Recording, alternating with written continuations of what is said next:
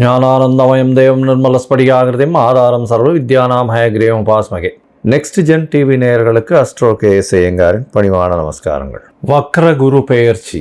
வக்ர குரு பெயர்ச்சி என்றால் என்ன அப்படின்னு பார்க்கும்பொழுது, வக்ரம் அப்படின்னு சொல்லும்பொழுது சூரியனிலிருந்து குரு 5 ராசிகள் தள்ளி இருக்கக்கூடிய காலகட்டத்தில் வக்கரமாகக்கூடிய வாய்ப்பு உண்டு. இதில் என்ன அப்படின்னா, பொதுவாகவே எல்லா கிரகங்களும் வக்கரமாகும், ராகு கேது சூரியன் சந்திரனை தவிர.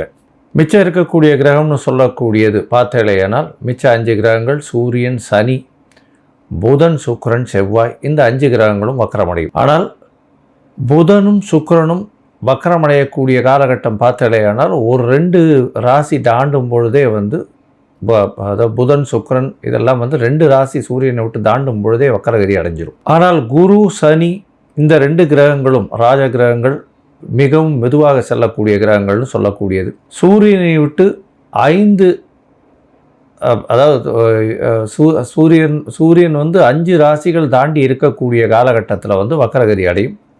அதற்கு பிறகு 9வது ராசியில் வக்கர நிவர்த்தி அடையும். பொதுவாகவே அப்படி பார்க்கும்பொழுது பார்த்தோம்னா, இந்த வருஷம் புரட்டாசி மாதம், குரோதி வருஷம் புரட்டாசி மாதம் 29ஆம் தேதி செவ்வாய்க்கிழமை அன்னைக்கு, அதாவது 15/10/2024 அன்னைக்கு வக்கரகதி குரு பகவான் அடைகிறார். சூரியனுடைய ஒளியை விட்டு ரொம்பவும் தூரம் போகிற மாதிரி இருக்கும்.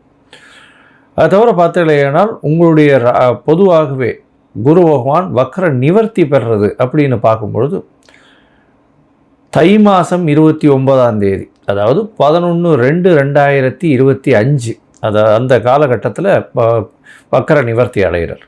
சரி, குரு பகவானை பொறுத்தவரையிலும் அப்படின்னு பார்த்தாலேயானால் ஒரு ராசியை விட்டு அடுத்த ராசி போகிறதுக்கு கிட்டத்தட்ட 12லிருந்து 13 மாதம், கிட்டத்தட்ட 30-35 நாட்கள் ஒரு நட்சத்திர பாதத்தை அவர் கடப்பார்.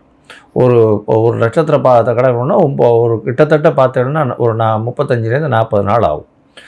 இவர் ஒரு ராசியிலிருந்து அடுத்த ராசிக்கு போகிறார் அப்படின்னு சொல்லும்பொழுது மினிமம் 12 மாதங்கள், இல்லைன்னா ஒரு வருஷத்துலேருந்து 13 மாதம் வரலும் ஆகும். இப்போ வக்கரகதியில் பார்த்தீங்கன்னா 120 நாள் வக்கரகதியில் இருக்கார். எப்போன்னா, அதாவது 15/10/2024 11/2/2025 வரை இருக்கக்கூடிய காலகட்டத்தில் வக்கரகதி அடைகிறார். இந்த வக்கரகதியில் பார்த்தீங்கன்னா மிருகசீரிஷம் 2ஆம் பாதத்திலிருந்து ரோகிணி 3ஆம் பாதம் வரலும் வரார். அதற்கப்புறம் வக்கர நிவர்த்தி ஆகிடுறது. சரி, இப்போ வக்கரம் ஆகும் பொழுது என்னென்ன பலன்களை கொடுப்பார் அப்படின்றத பார்க்கலாம். வக்கரம் ஆறுது அப்படின்னா என்ன அப்படின்னு பார்க்கும்பொழுது, பின்னோக்கி செல்லக்கூடியதாக தெரியுமே தவிர பின்னோக்கி எந்த கிரகமும் செல்லாது. ராகு கேதுவை தவிர எந்த கிரகங்களும் பின்னோக்கி செல்லாது. அதாவது சூரியனுக்கும் குருவுக்கும் உண்டான இடைவெளி அதிகமாக இருக்கக்கூடிய காலகட்டம். அதனால் பின்னோக்கி செல்வதை போல தெரியும். அதாவது 2 ட்ரெயின் பேரலாக போகும்போது ஒரு ட்ரெயினோட நம்ம போயிட்டுருக்கிற ட்ரெயின் பின்னாடி போகிற மாதிரி இருக்கும். ரெண்டுமே ஈக்குவல் டிஸ்டன்ஸில் ஈக்குவல் ஸ்பீடில் அதனுடைய ஆர்பிட்லேயே போயின்னு இருக்கும். இப்போ பார்த்தோம்னா குரு பகவான் வக்கரகதி அடையும் போது என்ன ஆகும் அப்படின்னா, அவருக்கு உண்டான அந்த ஒரு தீட்சிண்யம் கொஞ்சம் கம்மியாகக்கூடிய வாய்ப்புகள் நிச்சயமாக உண்டு. அதன் மூலியமாக நல்ல, அதாவது சுபகிரகமான குரு பகவான், அதாவது அதீத சுபர்னு சொல்லக்கூடியவர், அதாவது கிரகங்களிலேயே முதல் சுபர்னு சொல்லக்கூடியவர் குரு பகவான். எந்த இடத்தில் இருந்தாலும் அவர் கெடுதலை செய்ய மாட்டார். அதனால் ஒன்று அவருடைய விஷயத்தை அவர் செய்ய வேண்டிய இது செய்வாரே தவிர அவருக்கு எதிர்வினையாக செய்ய தெரியாது, செய்யவும் மாட்டார். தவறான விஷயங்கள் செய்ய மாட்டார். அதனால தான் அவர் குரு பகவான் பேர் வச்சு குரு அப்படின்னு சொன்னாலே அது பெரிய ஏற்றத்தை கொடுக்கக்கூடியவர். சரி, இந்த குரு பகவான் இருக்கக்கூடிய இடம் இருக்கக்கூடிய இடத்தை விட பார்க்கக்கூடிய இடம் அதிகமாக வலுப்பெறும். தனித்த குரு, தனித்த அந்தணன் பாழ்னு சொல்லுவாங்க. தனித்த குரு இருந்ததுன்னா ரொம்ப அனலைஸ் பண்ணி அந்த இடத்துக்கு எடுத்துரும். அதனால் தனித்த குருவாக இருக்கிறதை விட அது பார்க்கக்கூடிய இடம், அதை தவிர அத்தோடு சேர்ந்த கிரகங்கள், அதை பார்க்கக்கூடிய கிரகங்கள் நல்லபடியாக இருந்ததுன்னா பெரிய ஏற்றம் கிடைக்கக்கூடிய காலகட்டம். சரி, இப்போ வக்கர குருவாக இருக்கே, இப்போ எப்படி இருக்கும் அப்படின்னா, வக்கர குருவாக இருக்கும்பொழுது என்னென்ன சுப பலன்கள் கொடுக்கணுமோ அந்த சுப பலன்களை கொடுக்காமல் நிறுத்துவார். இதன் மூலியமாக சுபங்கள் வரக்கூடியது அப்படின்னு பார்க்கக்கூடிய காலகட்டத்தில் சிறு தடங்கள் ஏற்படக்கூடிய காலகட்டமாக அமையும். இப்போ ஏற்கனவே சிறு தடங்களில் இருக்கிறவர்களுக்கெல்லாம் ஒரு நல்ல நேரமாக மாற்றமாக அமையும். அதாவது அப்படியே மாற்றி செய்யும். அதுதான் வக்கரகதியினுடைய ஒரு பெரிய நிமித்தமே. இப்போ வக்கரகதியில் இருக்கும்பொழுது என்ன அப்படின்னு பார்த்தோம்னா, சூரியனுடைய சப்தம பார்வையில் குரு வக்கரகதியில் இருக்கும்பொழுது அந்த காலகட்டத்தில் பார்த்தீங்கன்னா சிவராஜ யோகம்னு சொல்லக்கூடியது அமையிறது. இந்த சிவராஜ யோகம் அமையிறதுனால என்ன அப்படின்னா, நினைத்த காரியங்கள் எல்லாமே நிச்சயமாக வெற்றி பெறக்கூடிய வாய்ப்பு உண்டு. இது எப்போ அமையும் அப்படின்னா, சூரியன் விருச்சிகத்தில் வரும்போது இந்த வருஷம் குருவும் ரிஷபத்தில் இருக்கார். விருச்சிகம்னா கார்த்திகை மாதம். கார்த்திகை மாதத்தில் சூரியன் வரும்போது சிவராஜ யோகம் அமையிறது. இதன் மூலியமாக பார்த்தோம்னா நல்ல ஒரு ஏற்றம் கிடைக்கக்கூடிய காலகட்டமாக அமையும். அது எந்தெந்த ராசிக்கு அப்படின்றத ஒன்றொன்னா பார்க்கலாம். இப்போ பொதுவாகவே இந்த மிருகசீரிஷம் 2ஆம் பாதத்திலிருந்து ரோகிணி 3ஆம் பாதம் இது எல்லாமே ஒரே ராசியிலேயே இருக்குது. சரி, ஒரே ராசியிலே இருக்கிறதுனால இது ஒரு பெரிய மாற்றத்தை எப்படி கொடுக்கும் அப்படின்னா, வக்கரகதியில் இருக்கும்பொழுது அதனுடைய பாதங்கள் மாறுறதுனால ஒரு மாதத்துக்கு ஒரு தரம் நவாம்சத்தில் அது பாதங்கள் மாறும். மிருகசீரிஷம் 2ஆம் பாதம்னா கன்னியில் வரும். அதற்கு பிறகு 1ஆம் பாதம்னு சொல்லும்போது சிம்மத்தில் வரும்.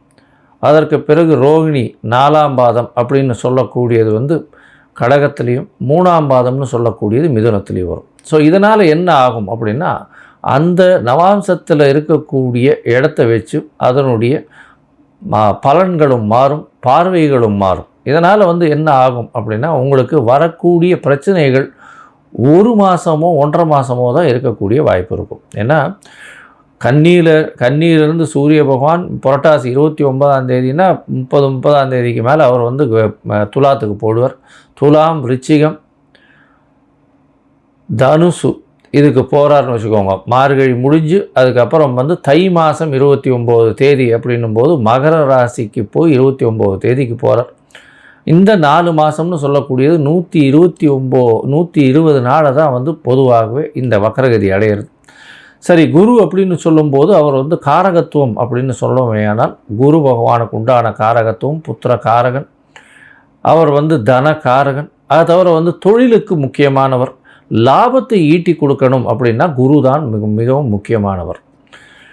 தொழிலில் மாற்றங்கள் வரணும் அப்படின்னா குரு மிகவும் முக்கியமானவர். அதனால் குரு வக்கரகதி அடையும் போது இந்த 4 ஏரியாவும் பாதிக்கப்படும். அதாவது புத்திர காரகத்துவமும், திருமணத்திற்கு பாக்கியத்தையும், அதை தவிர தன காரகத்துவமும், அதை தவிர பார்த்தீங்களேனால் அவருடைய தொழில் ஸ்தானத்தையும், அதை தவிர காரகம்னு சொல்லக்கூடியது லாபஸ்தானத்தையும் காரகத்தையும் சொல்கிறது. இந்த 4 விஷயங்களும் பிரச்சனைகளுக்கு உண்டாகும். சரி, இப்படி பிரச்சனை வரும்போது என்ன பண்ணலாம்? எளிய பரிகாரம் என்ன பண்ணலாம் அப்படின்னா, குரு பகவானுக்கு உண்டான தட்சிணாமூர்த்தியை போய் சேவிச்சுட்டு வர்றது. சரி, அதற்கப்புறம் அவருக்கு ஒரு மஞ்சள் கலர் வஸ்திரம் அங்கே போய் கொடுத்துட்டு வர்றது. அதை தவிர படிக்கக்கூடிய சிறார்கள், சின்ன குழந்தைங்க, படிக்கக்கூடிய மாணவர்கள் அவர்களுக்கு எழுது பொருட்கள் இல்லைன்னா அவர்களுக்கு உண்டான படிப்பு பொருட்கள் பொருட்களாக வாங்கி கொடுக்கறது, பைசாவாக கொடுக்காம. அதை தவிர பார்த்தீங்கன்னா மஞ்சள் வஸ்திரம் தானம் கொடுக்கறது. குருவுக்கு உண்டானது இந்த அரச மரம்னு சொல்லுவோம். இந்த அரச மரம் அப்படின்னு சொல்லக்கூடியதும் முல்லை செடி இல்லை கொடி அது சொல்கிறோம் இல்லையா, அது அருகில் இருக்கக்கூடிய கோவில்லையோ இல்லை முல்லை செடி கொடியெல்லாம் ஆற்றுலையே வைக்கக்கூடியதாக இருக்கலாம். இதெல்லாம் நல்ல ஏற்றத்தை கொடுக்கும். குரு பகவானுக்கு உண்டானது மூக்குக்கடலை தானமாக கொடுக்கறது. இல்லை சுண்டல் பண்ணிவிட்டு அது கோவிலில் கொடுத்து அதன் மூலியமாக அந்த பிரச்சனைகள் எதுவாக இருந்தாலும் எளிய பரிகாரத்தின் மூலியமாக, அதாவது சுண்டல் பண்ணி தட்சிணாமூர்த்திக்கு வியாழக்கிழமை பண்ணி கொடுக்கறதுனால நல்லது. இல்லையா, வியாழக்கிழமை அன்னைக்கு அதிகாலை எழுந்து, அதாவது 6லிருந்து 7, அதாவது 6 மணிக்கு சூரியனுடைய உதயம்னு சொன்னோமே. ஆனால் வியாழக்கிழமை அன்னைக்கு குரு ஹோரையாக இருக்கும். முதல் 1 மணி நேரம் அந்த ஹோரையில் நெய்யில் விளக்கு குரு பகவானுக்கு போடுறதன் மூலியமாக, தட்சிணாமூர்த்திக்கு போடுறதன் மூலியமாக உங்களுக்கு எந்த பிரச்சனைகளும் இல்லாமல் இருக்கும். இல்லைன்னா நீங்கள் படித்த ஆசிரியரை போய் வணங்கிட்டு வர்றது, அருகில் இருக்கக்கூடிய மடாதிபதிகள் இவர்களை போய் வணங்கிட்டு வர்றது, இதன் மூலியமாக உங்களுக்கு எந்த ஒரு பிரச்சனை வந்தாலும், அதாவது குரு வக்கரத்தின் மூலியமாக அது வக்கரம் பிரச்சனைகள் இல்லாமல் செல்லக்கூடும். அதுவும் பண்ண முடியல அப்படின்னா மிகவும் எளிய பரிகாரம் அப்படின்னு சொல்லக்கூடியது பார்த்தேலையானால் காயத்ரி மந்திரம்.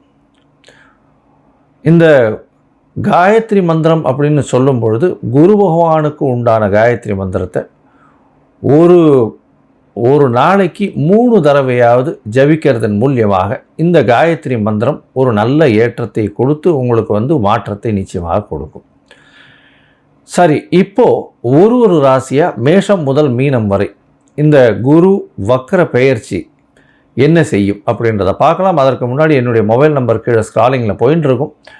உங்களுக்கு அஸ்ட்ராலாஜிக்கல் கன்சல்ட் தேவைப்பட்டதுன்னா எனக்கு ஃபோன் பண்ணுங்க. உங்களுடைய date, time, place of birth, உங்களுடைய பெயர், தாய் தகப்பனார் பெயர் கொடுத்து இல்லையானால் ஜாதகத்தை போட்டு சந்தி இருக்கான்னு முதல்ல பார்த்துட்டு, அதாவது நட்சத்திர சந்தி, பாத சந்தி, அதை தவிர லக்ன சந்தி ஏதாவது இருந்ததே ஆனால் அதற்கு பிறகு அதை கரெக்ஷன் பண்ணிவிட்டு அதற்கு அப்புறம் உங்களுடைய தசாபுக்தி அந்தரம் சூக்ஷ்மம் இன்றைய காலகட்டத்தில் இருக்கக்கூடிய கோச்சாரத்தின் வழியாக உங்களுக்கு என்ன பலன், எளிய பரிகாரம் என்ன அப்படின்றத சொல்கிறேன்.